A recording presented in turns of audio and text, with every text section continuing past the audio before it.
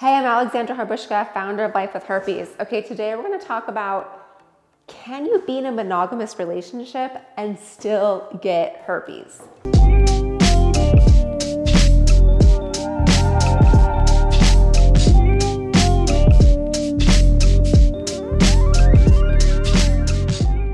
Okay, this is a question that happens all the time. Hey, I'm in a monogamous relationship. How did I get herpes? Where did it come from? I also get things like people will say to me on social media, like, hey, if you weren't so promiscuous, you wouldn't have gotten herpes. So I definitely want to debunk these myths or these hard comments, as well as talk about how there's a lot of different ways to get herpes. And unfortunately, we just can't keep with the idea of it's the stigma saying like, oh, you slept around, that's why you got herpes. There's a lot of people in monogamous relationships that get herpes. Of course, there is a numbers game, right? The person that sleeps with 100 people is more likely or comes in, has a better likelihood or a better chance of getting herpes than someone that sleeps with one person. Yes, of course, right? But still, you can be in a marriage or monogamous or have only had sex with just one person and get herpes. So hear me out, here's how it works. Now, the typical incubation time is about 2 to 14 days. So most people, if they come into contact with herpes, they are infected with herpes, they'll get their outbreak within the first 2 weeks.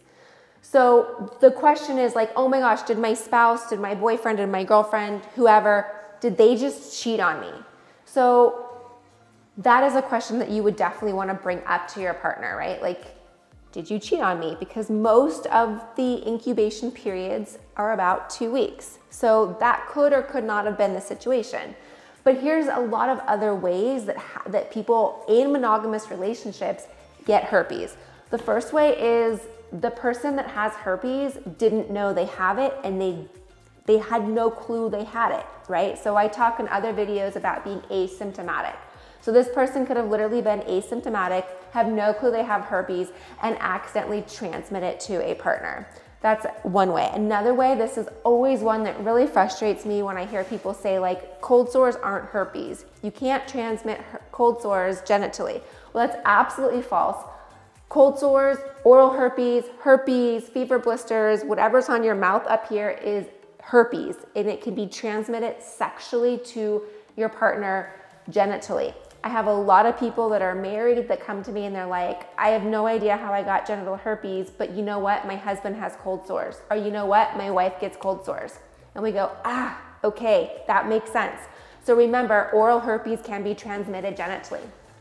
And then finally, there's a lot of times that you can be infected with herpes, but then not get herpes for a long time. Earlier, I was talking about how the incubation period can be about 2 to 14 days. Well, in some cases, in some people, it can be weeks, months, even years to decades. I've talked to people that have been married for decades and they're like, where did this come from? Or people who have been celibate for 10 years, like their spouse passed away or something, and they're like, I just got genital herpes. How did this happen? The only person I slept with was with my spouse and they've been deceased for 10 years. Like, how did this just happen? So that's another good way to explain that, hey, it sometimes just pops up. So if you are in a monogamous relationship and suddenly you're like, what? How did this happen? Or maybe your partner got herpes and you're like, what? Oh my gosh, is this person cheating on me? All these things. Before we jump to conclusions about the person cheating on you, definitely have a long heart-to-heart conversation with your partner. The next thing that would be really important to do would you both go get tested. It came kind of from somewhere, and most likely it was from you or your partner unknowingly transmitting it to the other. So go get tested and see, and again, just be kind to each other. Lead these conversations with grace, lead these conversations with confidence, and don't jump to conclusions. You just don't, we sometimes may never know where the herpes came from. All right, let me know what type of content you guys want to hear. I have a community that I've created. It's called The Secret Society. We talk about this all the time. I can't tell you, probably once a day, someone's like, where did I get this? My husband doesn't have it, or my wife doesn't have it, or my girlfriend doesn't have it, or whatever. I don't know where this came from. There are people in there that are married that have this same situation, that talk about their situations, about getting genital herpes while married. Lots of great stuff in there. Anyways, it is a monthly subscription, and we have live group chats weekly, twice a week actually. And then it is like 24-hour hand-holding of people just chatting from all over the world. I think it's great.